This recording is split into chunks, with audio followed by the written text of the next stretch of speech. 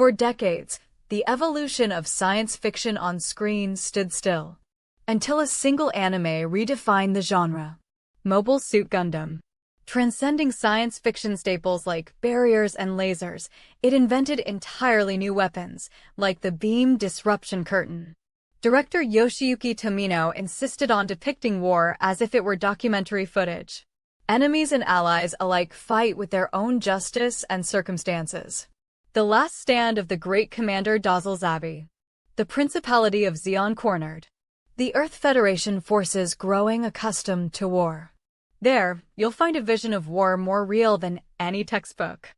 Toshio Okada thoroughly explains the essence of Gundam's war depictions. In contrast, the concept of a barrier emerged in 1953 in the world of SF imagery. Evolution had stopped there. In 1980, thanks to Mobile Suit Gundam, a new weapon called the beam disruption curtain was invented. Mobile Suit Gundam Lecture. Today is episode 35, part 2 of the Solomon Battle. Let's get started. Last time, we ended with the captain of the battleship, Wakon, giving the order to attack from the bridge. -8, public units, 3210, launch, is the line. And then, something like an assault boat called a public launches. Its characteristic is that it has skids. The reason is, it's only for space, so it doesn't need to land on the ground. It doesn't run on runways or anything. More than anything, after firing the heaviest missile, only the fuselage returns, so it's not very heavy. And the huge gray engine and booster at the back are also detached. So it becomes very light, and it can land on just these 4 legs. Well, legs, or rather, skids and skids. And behind this, there are 4 Type 9 fuel tanks, and a small rocket engine attached to them. Please pay attention to this. When they say public launch, the booster is detached and the main engine is deployed. Until the public reaches this position, it's not just stopped in space. It's already in cruising flight. Well, it's probably cruising at about Mach 20 or so. The detached booster and engine at the back accelerated it to that speed. So from here on, the main engine will do the further acceleration. They're detaching the useless weight of the fuel tank and rocket engine. Accelerating. And after showing this cut, it's the public squad, right? You can see this squad flying in a straight line through space from the upper right to the lower left. Rather than suddenly launching missiles. This view from afar looks like objective information. You could say it looks like a documentary film. It looks like a war movie. And furthermore, from where the white base is looking, you only see the flames of the public squad's rocket engines.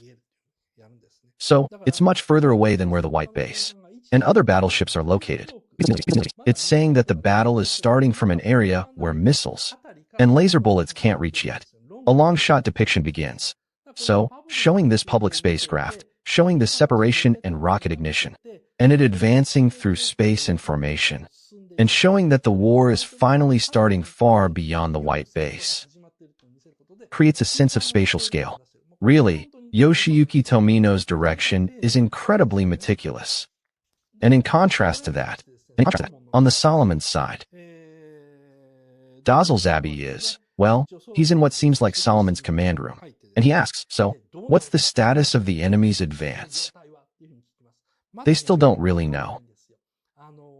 I don't think they can even see the public assault yet. And a Zeon soldier says, yes, they are approaching, hidden among the wreckage of Side 4. Beam attack incoming. Probably means the enemy attack is getting close, or that they've entered firing range. So, Dazzle's like, alright, take him down. This composition also makes Dazzle in the center look big, and the guys on the edge look small. It's a pretty extreme fisheye lens-like structure. So for now, just pay attention to this guy. So, alright, take him down. And at the Solomon turrets, The attacking side, the public assault ships, are going from upper right to lower left. The defending Zeon are shooting from lower left to upper right. They're shooting laser beams. Not laser beams, actually. Well, they're shooting beam weapons. Then, next, we see the public, and the public is going from upper right to lower left. Plus, the public cell isn't in focus. They deliberately blur it, focusing on Solomon, or not focusing, but putting it in focus, and showing the laser beams extending from there. So well, the public gets shot down by these extended laser beams, but Solomon is taking attacks. While taking attacks, it's returning fire, so we finally see the whole picture of Solomon. He believes in strategy. Instead of leaking secret plans, he wins by thoroughly preparing according to a winning formula. But because he has an ugly face and yells, many people have the impression that he's kind of dumb. It's Gundam. The Battle of Solomon. I think it's probably my favorite episode in Gundam. The Zeon threat, the first episode with the goof, and I think the Solomon battle, but that's where we'll start.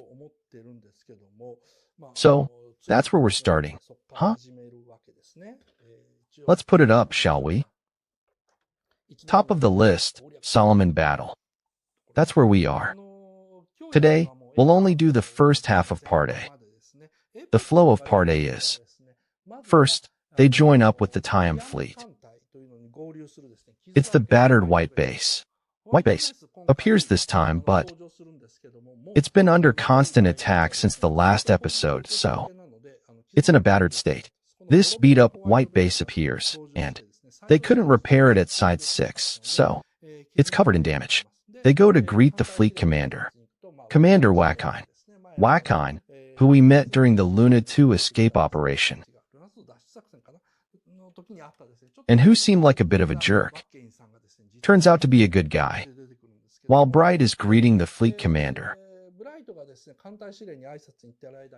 Amuro is maintaining the Gundam, but during maintenance, he suddenly sees a vision of Fra Bao. This isn't just because he's tired, but it's probably related to the upcoming battle in various ways, but it's only hinted at here. So then, Bright, who went to see Commander Wakine, is shown the operation plan. He's told that we're about to attack Solomon. This is the course we're currently on, and the operation target is Solomon? That's right, the white base will be part of the Solomon attack strategy, he says. Bright is like, can we really do something like that? And when he asks that, he's told, well, like, what is it? You've come to think about things like that, so you're doing a great job, he says. But Bright says, but the white base crew, everyone, the pilots, everyone, are completely overworked, especially Amuro, and he's told, oh, that Gundam kid. Wakine says, he's incredibly talented. He's different from us. Bright asks, different how? When he asks how, Wakine says, I just feel that way. So this Wakine, probably through some secret Federation intelligence, the top brass of the Federation are also starting to notice the concept of new types. That's the kind of thing they're hinting at. So both the Earth Federation forces and Zeon, new types, humans raised in space, have some kind of, like a sharper intuition, and really high combatability. That kind of thing is starting to become clear. Zeon is systematically already starting research, and they have data on it. And the Earth Federation forces know a little about it. That's where they're at. So, like missile technology in World War II, Nazi Germany had missiles fully put into practical use, and they made something called the V-2 rocket, but compared to that, the American army wasn't even close to reaching that level yet. Germany's making weapons like that. It was just a rumor. So, when they recaptured a base, they try to steal the rocket technology no matter what. That's the kind of level it was at. If you think of it that way, Wakine's lines will be easier to understand, I think. So, Wakine hints at that. Wakine hints at that. And then there's the space fortress Solomon. But this Solomon, panning up from below, finally, you only see a part of it. That he only became commander after that is well represented. In episode 38, the Federation is getting used to battle. The Federation has many veterans and abundant resources. Space battleships and losing battles continue. The number of battleships decreases, and capable soldiers die one after another. Seeing this relationship with Zeon, I thought was really interesting. Mobile Suit Gundam Lecture Episode 38 Reopening, Char and Sayla. This time, it's Part 3. So yeah. In Episode 36, The Defense of Texas, Amuro enters the ruins of Texas in the Gundam. Should I explain a bit? Not in this mystical state of the colony, but in the ruins. He sneaks into Texas in the Gundam.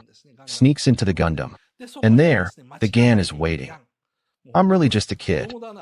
Just playing Gundam. The GAN is waiting. Ha ha ha ha ha. Fighting is. Not done like this.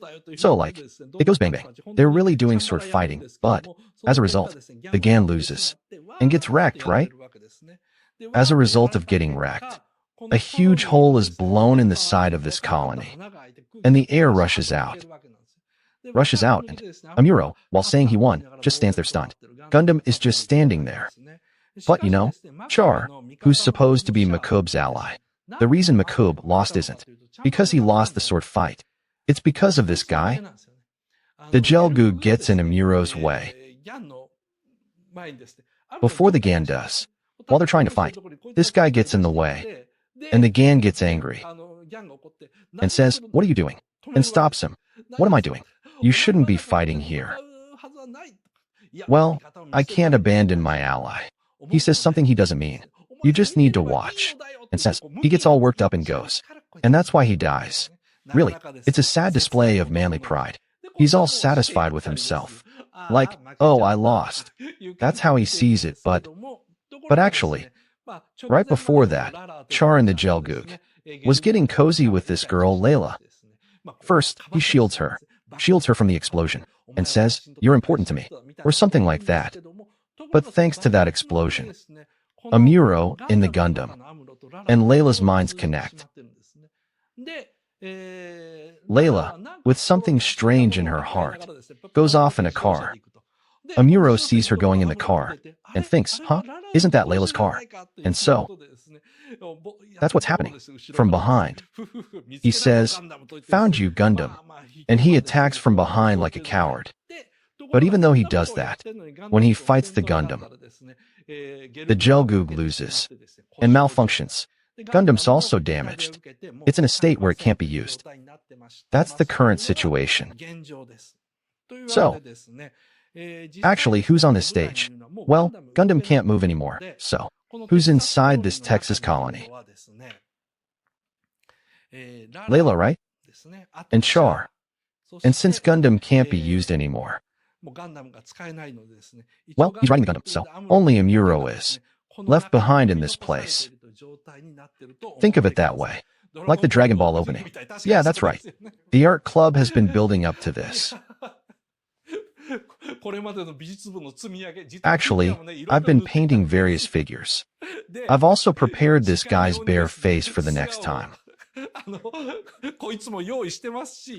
I've also prepared this guy for the next time. Look forward to it. Well then, let's clean this up in outer space. Okay. Well, I guess I won't be needed this time.